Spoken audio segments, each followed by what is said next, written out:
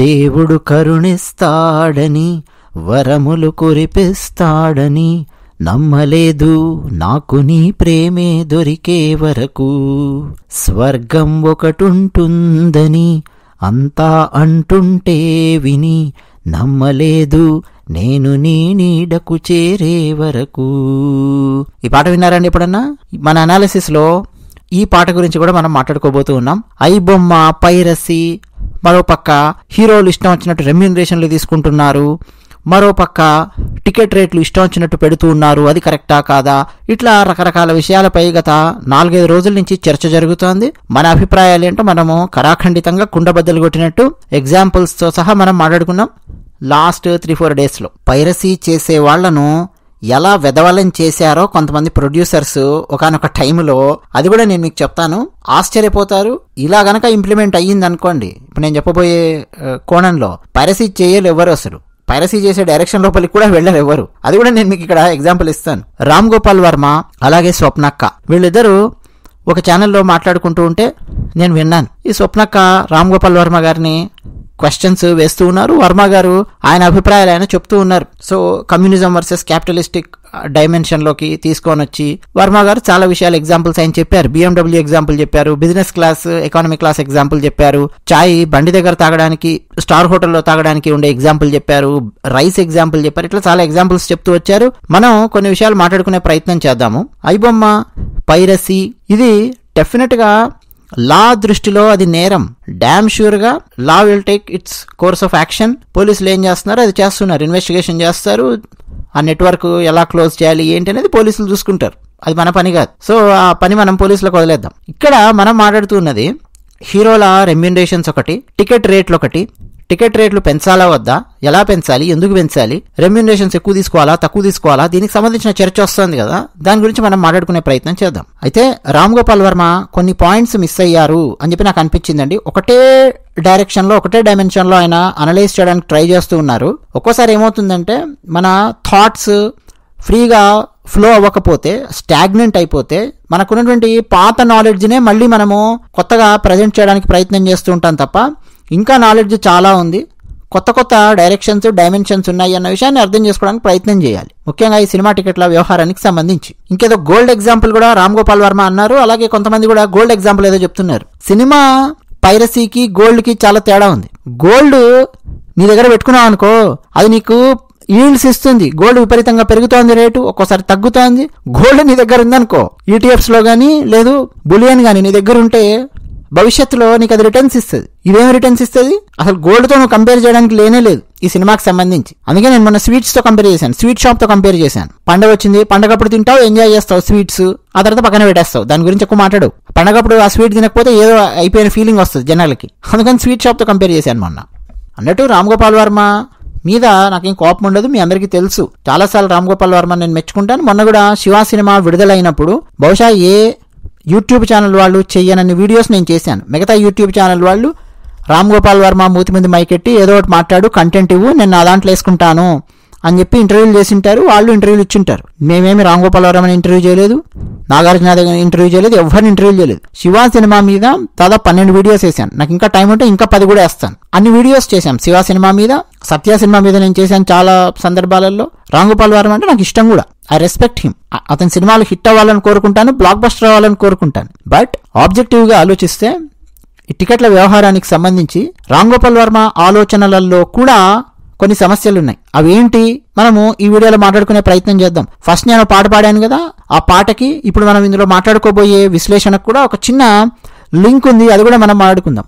అయితే Ram Gopal Varma capitalism versus communism అన్న concept తీసుకొని వచ్చి, కమ్యూనిజం ఎందుకు చాలా కంట్రీస్ లో ఫెయిల్ అయ్యింది, క్యాపిటలిజం ఎందుకు సర్వైవ్ అయ్యింది అన్న యాంగిల్లో మాట్లాడారు. అయితే కేవలం క్యాపిటలిజం మాత్రమే కాదండి, డెమోక్రటైజింగ్ ద క్యాపిటలిజం అన్న కాన్సెప్ట్ మర్చిపోకూడదు. నేను మీకు 2 days బ్యాక్ ఒక వీడియో పెట్టాను, మనలో చాలా మంది పైరసీలో భాగస్థులమే అనేది ఒక వీడియో పెట్టాను. ఫ్రీగా వస్తుంది ఏదైనా సరే అంటే మనం చాలా ఈజీగా దాన్ని తీసుకోవడానికి ప్రయత్నం చేస్తాం. ఒకానొక టైంలో 36 రూపీస్ ఉండే ఆడియో క్యాసెట్స్ కొనలేక జనాలు ఆ క్యాసెట్స్ అమ్మే షాపులు లేకపోతే వేరే షాపుల దగ్గరికి వెళ్ళి 15 రూపీస్ ఇచ్చి, బాబు ఖాళీ క్యాసెట్లో ఈ కొత్తగా రిలీజ్ అయిన సినిమా పాటలు దాంట్లో నింపి ఇవ్వు అని చెప్పి అడిగేవాళ్ళు. సో 15 రూపీస్ ఇస్తే మనకు కొత్త సినిమా రిలీజ్ కాగానే ఆ పాటలన్నీ మనకు ఆ క్యాసెట్లో వేసి ఇచ్చేవాళ్ళు, మనం ఇంటికి వచ్చి హ్యాపీగా వినేవాళ్ళం. అదే క్యాసెట్ కొనాలి అంటే 36 రూపీస్ అయ్యేది ఒకనొక టైంలో.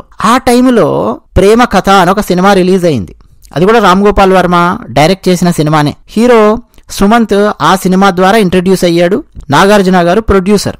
ఆ సినిమా పాటల క్యాసెట్ రిలీజ్ అయ్యింది. నేను ఒక ఆడియో షాప్ దగ్గర ఉన్నాను. ఒకడు వచ్చాడు అక్కడికి, రామ్ గోపాల్ వర్మ డైరెక్ట్ చేసిన సినిమా ప్రేమ కథ అని చెప్పి ఆడియో రిలీజ్ అయింది కదా అన్నా, నాకు ఆ పాటలు ఒక ఖాళీ క్యాసెట్లో నింపి ఇవ్వు అని చెప్పి అడిగాడు. వెంటనే ఆడియో క్యాసెట్ వాడు ఈ వచ్చిన వాడిని, కస్టమర్ని తలకాయ నుంచి కిందికి కాళ్ళ నుంచి పైకి 2-3 సార్లు చూశాడు. ఎందుకని అట్లా చూస్తున్నావు అన్నాడు ఈ వచ్చిన కస్టమర్. ఒరే, ఆ ప్రేమ కథ సినిమా ఆడియో క్యాసెట్ 16 రూపాయలు.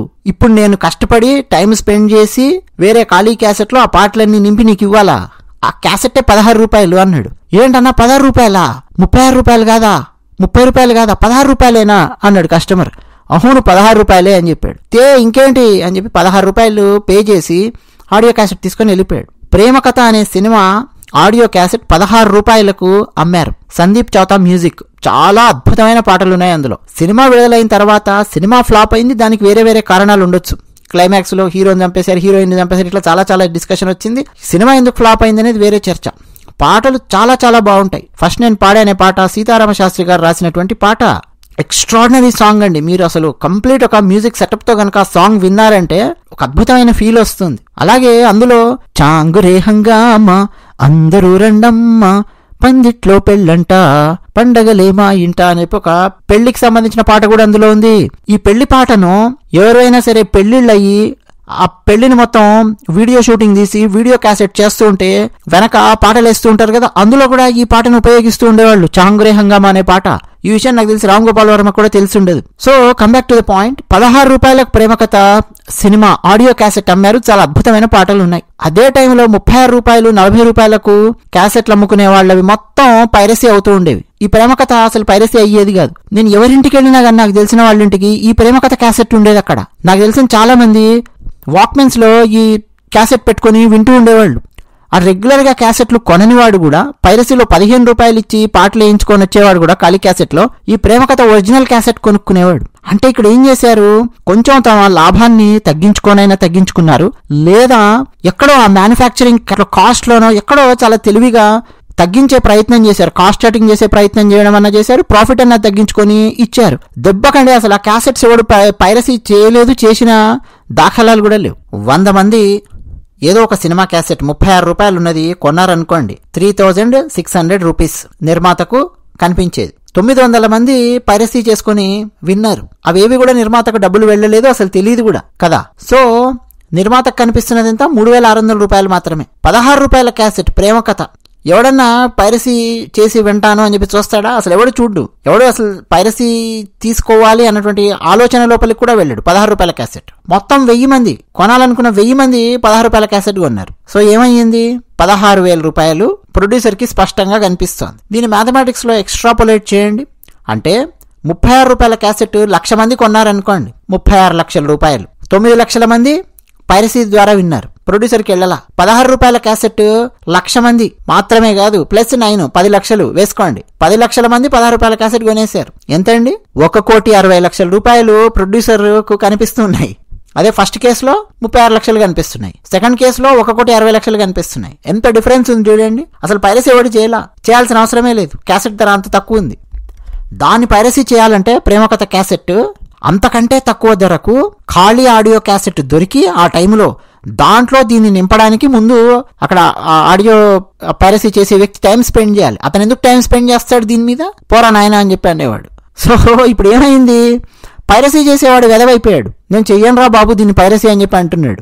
నిర్మాతకు ఫుల్ డబ్బులు కనిపిస్తున్నాయి అక్కడ. అంటే మ్యానుఫ్యాక్చరింగ్ కాస్ట్ దగ్గర లేకపోతే ప్రాఫిట్ తగ్గించుకోవడం దగ్గర ఎక్కడో తెలివితేటలు చూపించాడు నిర్మాత అండ్ టీం. చూపించడం వల్ల పైరసీని విపరీతంగా అరికట్టేశారు.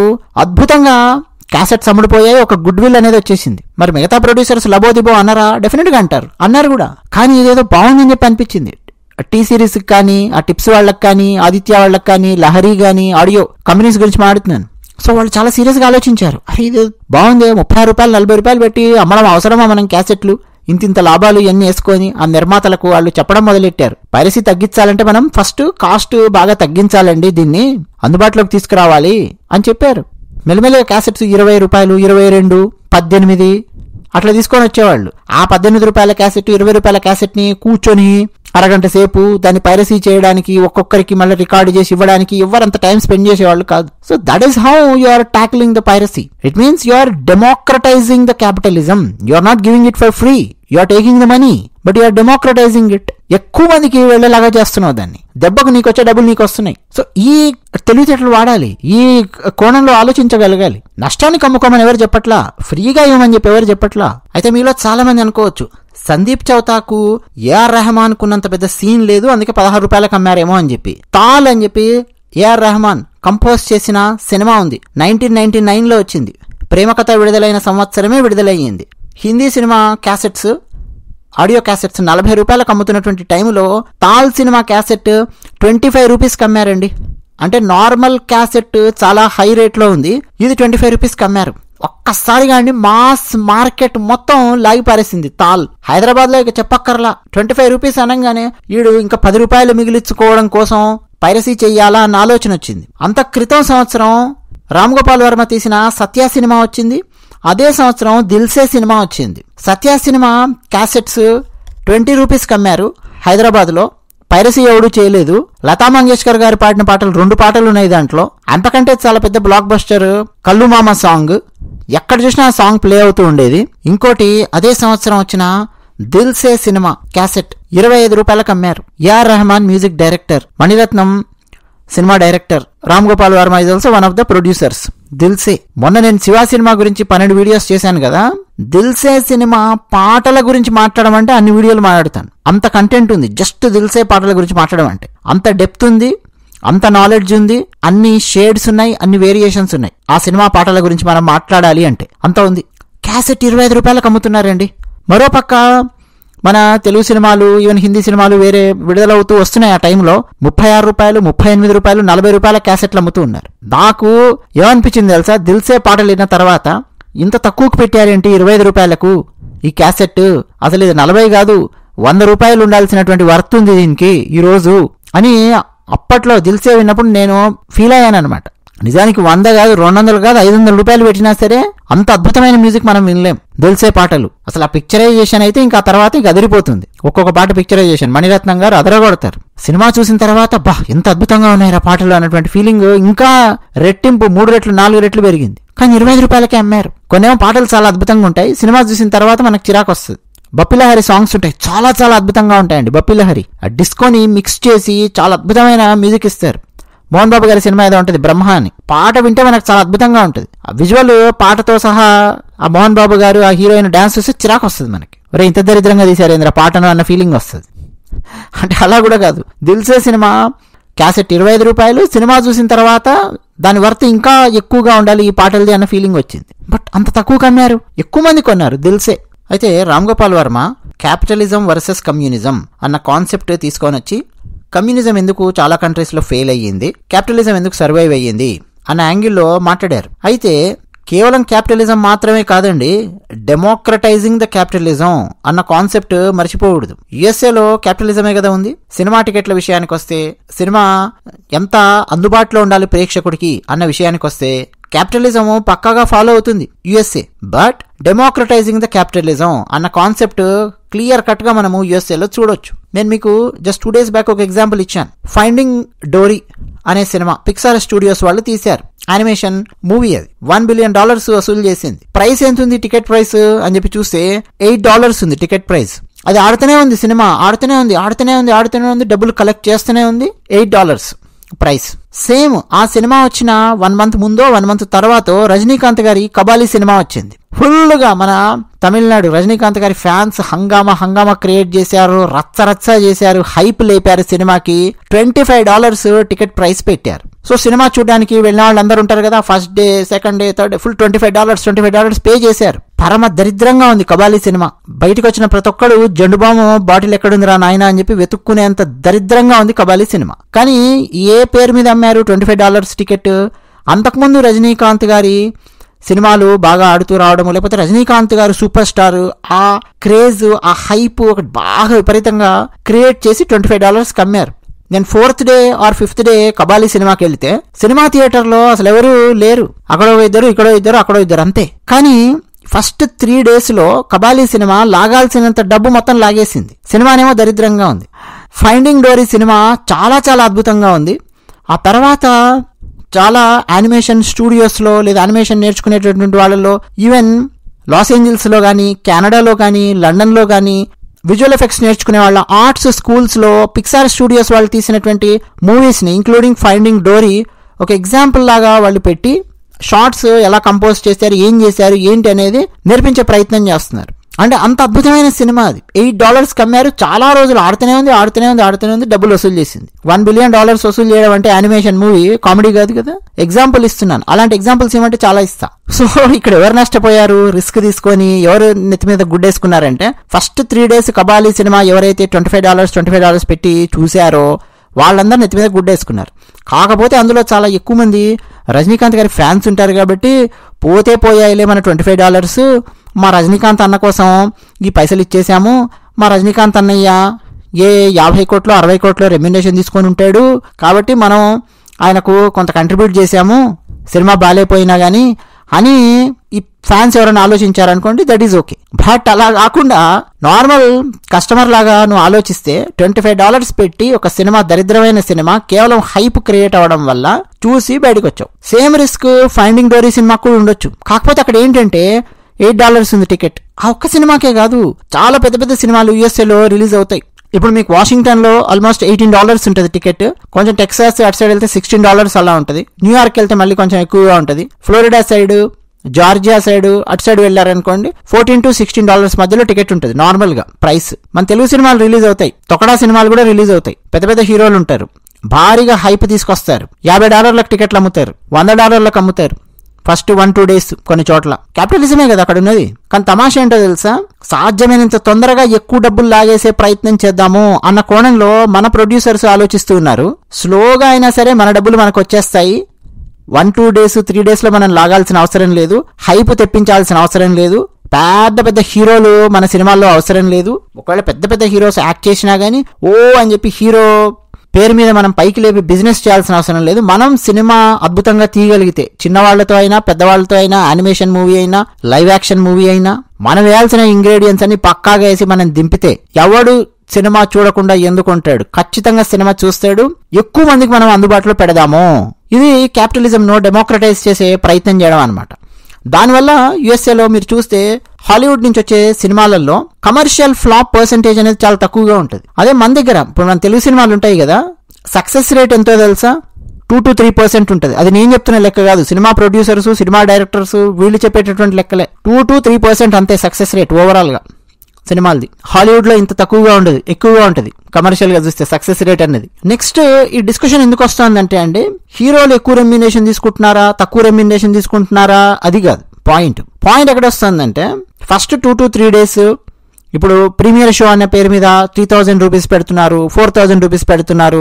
అలాగే సినిమా టికెట్ రేటు ఇష్టం వచ్చినట్టుగా పెంచుకుంటూ వెళ్తున్నారు అన్న చర్చ జరుగుతోంది. ఎవ్వరు కూడా మాకు ఫ్రీగా సినిమా చూపించండి అని చెప్పి అడగట్లేదు. అంత అడుక్కునే పరిస్థితులు ఎవరూ లేరు. ఉన్నదంతా టికెట్ మల్టీప్లెక్స్ లో అయితే $250, సింగిల్ థియేటర్స్ సింగిల్ స్క్రీన్స్ లో అయితే $150. ఇది $150, అది $250. That is okay. దానికి చూడడానికి రెడీగా ఉన్నారు ప్రేక్షకులు. $250 టికెట్ ని $30 ఇవ్వు, లేకపోతే $150 టికెట్ ని $10 ఇవ్వు అని చెప్పి ఎవరు అడగట్లా. కానీ ఇక్కడ ఏం చేస్తున్నారంటే, హీరోల మీద ఉన్న క్రేజ్ కావచ్చు, లేకపోతే సినిమాకి హైప్ కావచ్చు తీసుకొని వచ్చి మొత్తం మీద గవర్నమెంట్ దగ్గరికి వెళ్ళి సినిమా టికెట్ ప్రైస్ $250 ఉంటే మల్టీప్లెక్స్ లో మేము $1000 అమ్ముకుంటాము మొట్టమొదటి 1 week, నెక్స్ట్ 2 వారాలు, ఆ తర్వాత $500 అమ్ముకుంటాం. ఇట్లా ప్లాన్ చేస్తున్నారు. నిజానికి ఈ ప్లాన్ చేయకపోయినా $250 ఉన్నా సరే సినిమా ఎక్కువ రోజులు ఆడుతుంది, వీళ్ళకి కావాల్సిన డబ్బులు వచ్చేస్తాయి. కానీ వీళ్ళేం ఆలోచిస్తున్నారంటే, ఎక్కువ పెట్టినా సరే రేటు చూడగలిగే వాళ్ళు ఉన్నారు కాబట్టి మన సొసైటీ లోపల నేను రేట్ పెట్టుకుంటాను, ఎందుకంటే నేను మ్యానుఫ్యాక్చరర్ని కాబట్టి ప్రోడక్ట్ ప్రైస్ నేను డిసైడ్ చేస్తాను, కొనేవాళ్ళు కొంటారు, ఆ తర్వాత కావాలంటే నేను ప్రైస్ తగ్గించుకుంటాను అన్న కోణంలో సినిమా వాళ్ళు ఆలోచిస్తున్నారు. That is fair enough. కానీ ఇక్కడ ఏం జరుగుతుందో తెలుసా, చాలా మందికి ఈ హైప్ దెబ్బకు సినిమా చూడాలని చెప్పి ఉంటుంది, కానీ సినిమా ప్రైస్ పెట్టాలి 1000 రూపీస్ 2000 రూపీస్ అంటే వీళ్ళ దగ్గర డబ్బులు ఉండట్లేదు. చూడాలని విపరీతమైన కోరిక, అంత డబ్బులు ఉండట్లేదు. అసలు ఆ కాంపిటీషన్ ఆ 1000 రూపాయలు 2000 రూపాయలు పెట్టగలిగే సిచ్యువేషన్ లోపలికి వెళ్ళట్లేదు సామాన్యమైన ప్రజలు. ఇంట్లో భార్య భర్త 2 పిల్లలు సినిమాకి వెళ్ళాలి అని అంటే 4000 రూపాయలు పోతుంది అనుకోండి ఒక్క సినిమాకి. అందుకని ఏం చేస్తున్నారు, ఎక్కడ ఫ్రీగా దొరుకుతుందిరా బాబు అని చెప్పి వెయిట్ చేసి ఫ్రీగా దొరికే దగ్గర చూస్తున్నాడు. సో మాకు ఫ్రీగా సినిమా చూపిస్తున్నాడు కదా ఈ ఐబొమ్మ అనే వ్యక్తి అని చెప్పి అతన్ని సపోర్ట్ చేసే ప్రయత్నం చేస్తున్నారు చాలా మంది కామెంట్ సెక్షన్ లో. మీరు కనుక గమనిస్తే సోషల్ మీడియాలో ఏ మీడియా ఛానల్ కింద అయినా, ఏ యూట్యూబ్ ఛానల్ కింద అయినా, ఫేస్బుక్ లో అయినా, అయితే 250 రూపీసే మల్టీప్లెక్స్ లో టికెట్ ఉంటే పైరసీ అవ్వదా, 150 రూపీసే ఉంటే సింగిల్ స్క్రీన్ లో పైరసీ అవ్వదా అనే క్వశ్చన్ డెఫినెట్ గా వస్తుంది కదా. అప్పుడు ఏమవుతుందో తెలుసా, ఇతనికి సపోర్ట్ తగ్గిపోతుంది, ఈ ఐబొమ్మ అనే వ్యక్తికి సపోర్ట్ తగ్గిపోతుంది. సరే అతను ఎందుకు చేశాడు ఏంటనేది వేరే పాయింట్. జనాలే అనుకుంటారు, ఒరే 150 రూపాయలే కదరా టికెట్ సింగిల్ స్క్రీన్ లో, వెళ్ళి సినిమా చూడడానికి ఏం మాయారు రోగనరా మీకు, ఎవరో ఫ్రీగా ఇస్తున్నారు అని అంటే ఫినాయిల్ రకాల్లాగా ఉన్నారా మీరు అని చెప్పి జనాలు తిడతారు. ఇప్పుడు అతనికి 90% కామెంట్ సెక్షన్ లో సపోర్ట్ ఉంది కదా, అది కాస్త 30%కో 20%కో పడిపోతుంది. అప్పుడు కూడా సపోర్ట్ ఇచ్చే వాళ్ళు ఉంటారు అతనికి, బట్ మ్యాక్సిమం సపోర్ట్ పడిపోతుంది అతనికి. గవర్నమెంట్ అనేది కీలకమైన పాత్ర పోషిస్తోందండి. అట్లీస్ట్ గవర్నమెంట్ అన్నా మరి ప్రకటన చేయాలి, ఏమని, సినిమా ప్రొడ్యూసర్స్ వాళ్ళు సినిమా తయారు చేసుకుంటున్నారు కాబట్టి దాని ధర ఎంత అని నిర్ణయించుకోగలిగే హక్కు ప్రొడ్యూసర్స్కి ఉంది. సినిమాను మేము నిత్యావసర వస్తువులాగా మేము చూడడం లేదు, అదేమి బియ్యము కాదు పప్పులు కాదు, నిత్యావసర వస్తువు కాదు, అది ఎంటర్టైన్మెంట్ అంటున్నాము. సామాన్య ప్రజల కోసం ఎంటర్టైన్మెంట్ కాదు, అది మ్యానుఫ్యాక్చరర్ లేదు ప్రొడ్యూసర్ లేదా సినిమా మేకర్స్ ఎంత రేటు పెట్టాలనుకుంటే అంత రేటు పెట్టుకోవచ్చు, అది వాళ్ళ ఇష్టం. చూసేవాళ్ళు చూస్తారు, చూడని వాళ్ళు చూడరు. వాళ్ళ సినిమా సరిగ్గా ఆడకపోతే వాళ్ళే రేటు తగ్గించుకుంటారు, సినిమా బాగా ఆడుతుందంటే వాళ్ళే రేట్లు ఎంతైనా సరే పెంచుకుంటారు.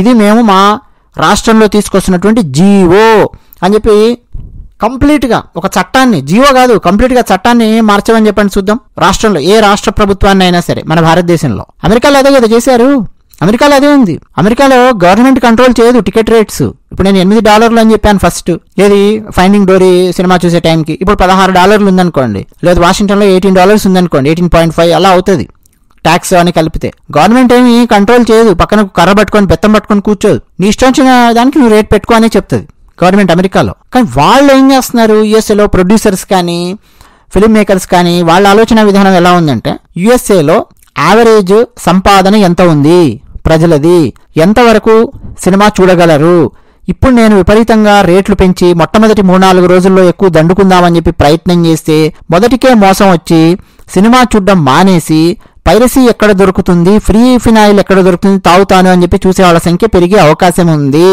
కాబట్టి అనవసరంగా మనము కొంతమంది యుఎస్ఏలో పెట్టేవాళ్ళు ఉన్నారు కదా, $100 అయినా సరే టికెట్ పెట్టి కొంటాడు, 200 అయినా సరే టికెట్ పెట్టి కొనగలడు కదా అని చెప్పి నా ఇష్టం వచ్చిన నేను సినిమాకి హైప్ లేపి $100-200 పెట్టేస్తాను, మొట్టమొదటి 3-4 రోజుల్లో లాగేసే ప్రయత్నం చేస్తానని చెప్పి ఏ ప్రొడ్యూసర్ ఆలోచించట్లేదు. అమెరికాలో పెద్ద పెద్ద ప్రొడక్షన్ కంపెనీస్ ఉన్నాయి, కొలంబియా పిక్చర్స్ ఉంది, ఎంజిఎం ఉంది, ఇప్పుడు నేను మాట్లాడిన పిక్సర్ స్టూడియోస్ ఉంది, వాల్ట్ డిస్నీ పిక్చర్స్ ఉంది, వార్నర్ బ్రోస్ పిక్చర్స్ ఉంది, యూనివర్సల్ పిక్చర్స్ ఉంది, పారామౌంట్ ఉంది, 20th సెంచరీ స్టూడియోస్ ఉంది, లయన్స్ గేట్ ఉంది, డ్రీమ్ వర్క్స్ పిక్చర్స్ ఉంది. మీరు ఎవరైనా కానీ యుఎస్ఏలో పెట్టగలరు కదా కొంతమంది. నా ఇష్టం, నేను $100 పెడతా టికెట్ ప్రైస్ మొట్టమొదటి 3-4 రోజులు, ఎందుకంటే ఇందులో పెద్ద పెద్ద యాక్టర్స్ యాక్ట్ చేశారు. Mission Impossible Final Reckoning movie release అయింది. ప్రీమియం ఫార్మాట్స్ లో కనుక మనం చూసాం అనుకోండి, ఐమాక్స్ లో కానీ డాల్బీలో కానీ మనం చూస్తే, ఫర్ ఎగ్జాంపుల్ వాషింగ్టన్ డీసీ ఏరియాలో $25-30 మధ్యలో ఉంది ఐమాక్స్ డాల్బీ ఇంపాక్ట్ తో, ఆ ఎఫెక్ట్ తో మనం సినిమా చూడాలి అని చెప్పి అనుకుంటే. అదే మీకు స్టాండర్డ్ మల్టీప్లెక్సెస్ ఉంటాయి కదా వాషింగ్టన్ లో, $18-20 మధ్యలో ఉంది ticket price. First day ticket price చెప్తున్నాను. Mission Impossible Final Reckoning comedy అంటే తెలుసా, మన junior NTR and Hrithik Roshan cinema విడుదల అయ్యింది, తొకడా సినిమా. నేను ఆ సినిమాకి రివ్యూ ఇవ్వాల, ఎందుకు రివ్యూ ఇవ్వడం ఎందుకు, దాన్ని తిట్టడం ఎందుకు అని చెప్పి పక్కన పెట్టేశాను. పరమ దరిద్రంగా ఉంది సినిమా. తెలుసు కదా ఏం సినిమాను, వార్ 2.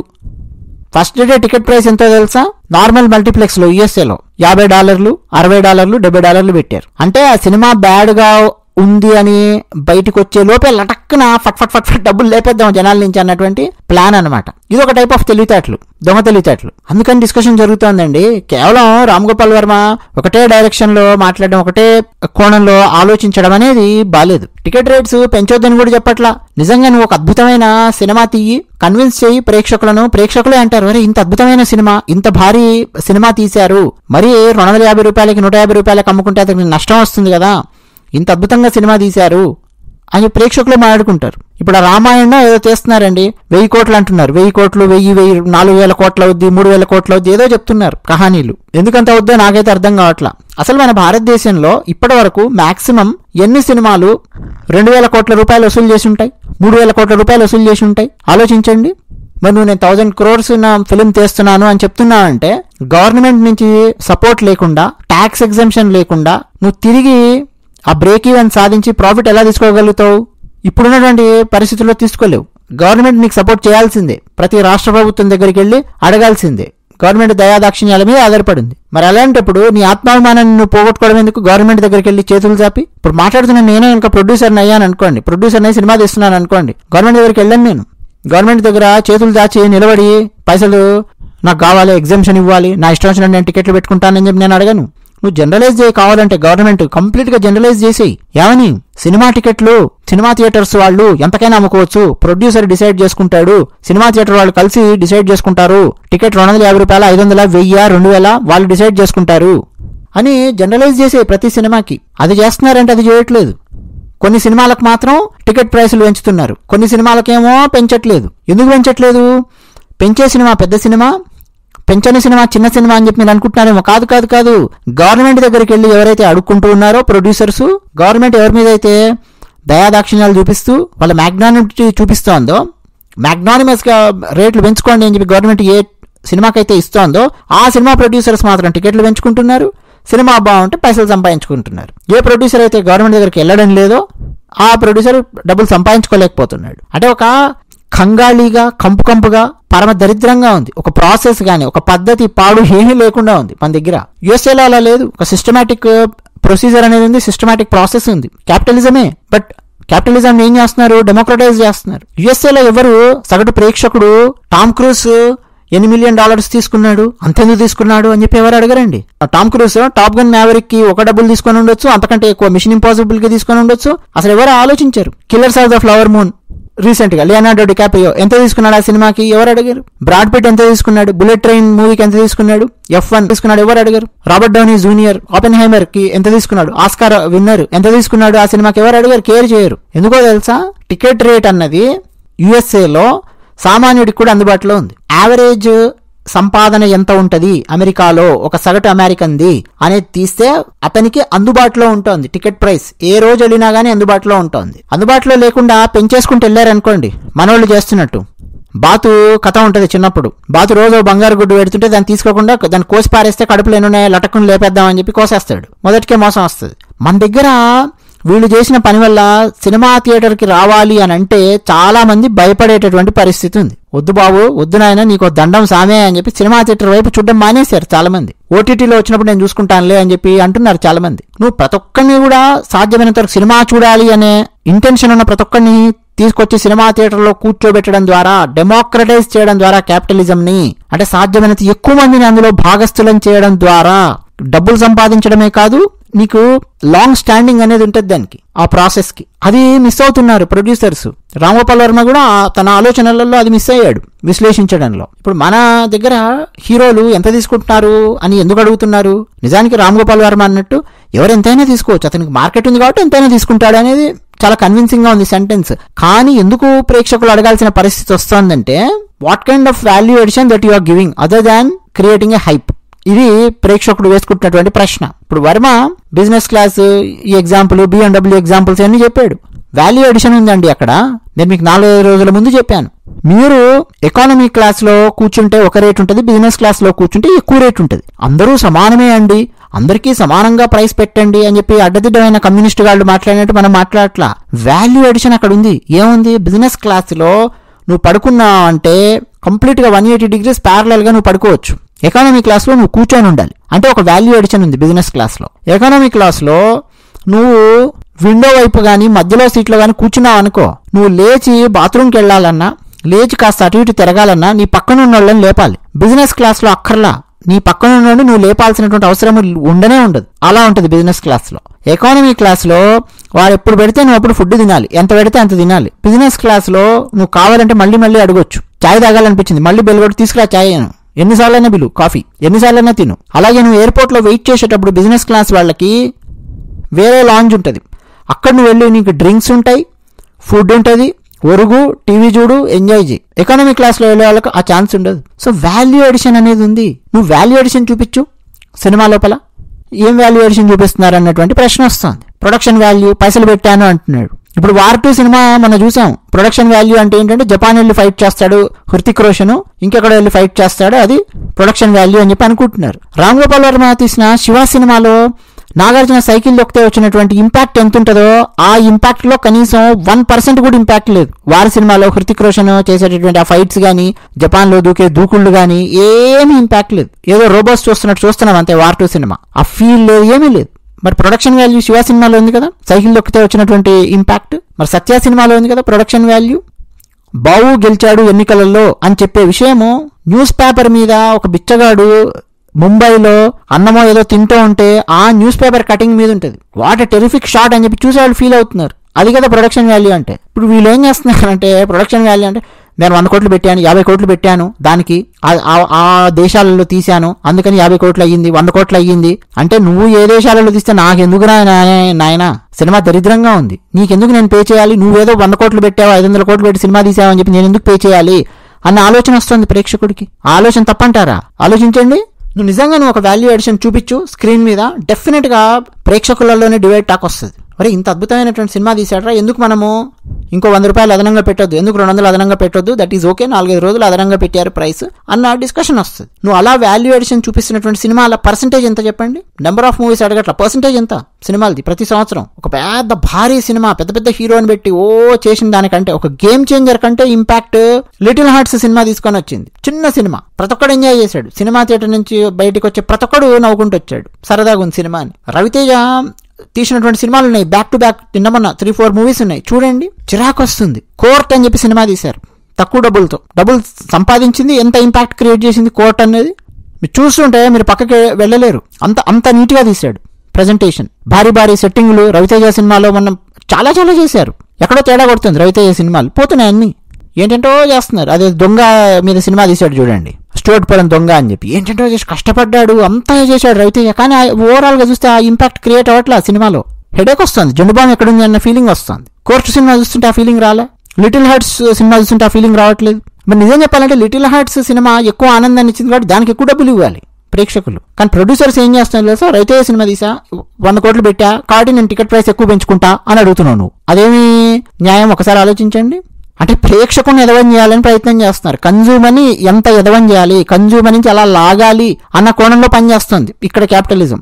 అమెరికాలో ప్రేక్షకుడిని ఎదవం చేసి పైసలు లాగుదామా అన్న దాని మీద పనిచేయట్లా.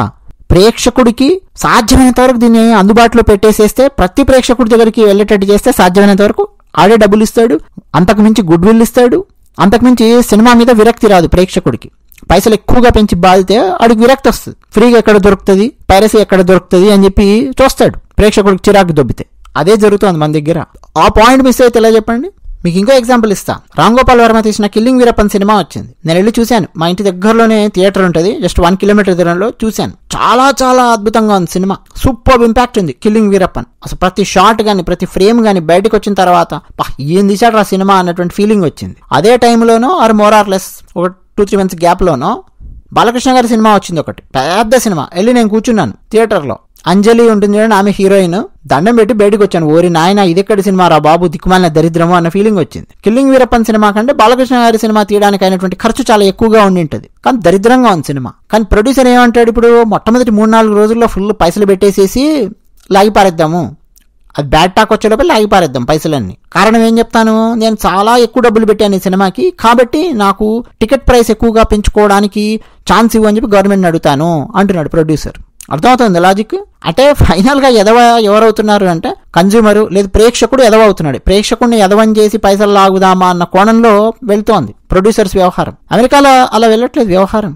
మిలియన్ల కొద్ది డాలర్ల రెమ్యునేషన్స్ తీసుకుంటారు. యూఎస్ఏలో కూడా హీరోస్ పర్ఫెక్ట్ క్యాలిక్యులేషన్ ఉంటుంది, మార్కెట్ ఎంత ఉంది, నేను వెళ్ళి గవర్నమెంట్ దగ్గర దేవరించాల్సిన అవసరం లేదు, నేను టికెట్ ప్రైస్ ఎంత పెట్టుకుంటాను, ఐమాక్స్ల నుంచి ఎంత వస్తాయి, నార్మల్ మల్టీప్లెక్స్ల నుంచి ఎంత వస్తాయి, 50 రోజులు ఆడితే ఎంత వస్తుంది, 100 రోజులు ఆడితే ఎంత వస్తుంది, 4 వారాలు ఆడితే ఎంత వస్తుంది, ఆ పక్కా క్యాలిక్యులేషన్స్ ఉంటాయి. ఫ్లాప్ అవ్వాలంటే ఫ్లాప్ అయితే అక్కడ కూడా హాలీవుడ్ లో పర్సెంటేజ్ చాలా తక్కువ. ఎన్నో సంవత్సరాల నుంచి అబ్జర్వ్ చేసి చెప్తున్నానండి, యుఎస్ ఎగ్జాంపుల్ ఒకటే కాదు, యూరోప్ ఎగ్జాంపుల్ చెప్పమని చెప్తాను. చాలా కంట్రీస్ది ప్రాక్టికల్గా నేను చూశాను, తిరిగినటువంటి కంట్రీస్ ఎగ్జాంపుల్ చెప్పమంటే చెప్తాను. మన దగ్గర ఓ పద్ధతి పాడు లేకుండా తయారవుతుంది వ్యవహారం, అది మ్యాటర్. కన్జ్యూమర్కే అనిపిస్తుందండి, అరే దీని వర్త్ చాలా ఎక్కువగా ఉంది, పాపం చాలా తక్కువకు అమ్ముతూ ఉన్నారు, చాలా తక్కువకు మనకు అందుబాటులో పెట్టారు, ఎక్కువ ఇవ్వాలి అసలు నిజానికి మనం దీనికి డబ్బులు అని వర్త్ ఉంటే కన్జ్యూమర్కే అనిపిస్తుంది. చాలా సందర్భాలలో గొప్ప గొప్ప పుస్తకాలు, నవలలు చదివినప్పుడు నాకు ఆ ఫీలింగ్ కలిగేది, బా ఎంత అద్భుతంగా రాశాడు రచయిత, ఎంత అద్భుతమైనటువంటి నవల, ఎంత అద్భుతమైన పుస్తకం ఇది, పాపం ఇంత తక్కువ డబ్బులు పెట్టాడు, దీని వర్త్ చాలా ఎక్కువగా ఉంది, 4 రెట్లు 5 రెట్లు డబ్బులు పెట్టి అమ్మాల్సినటువంటి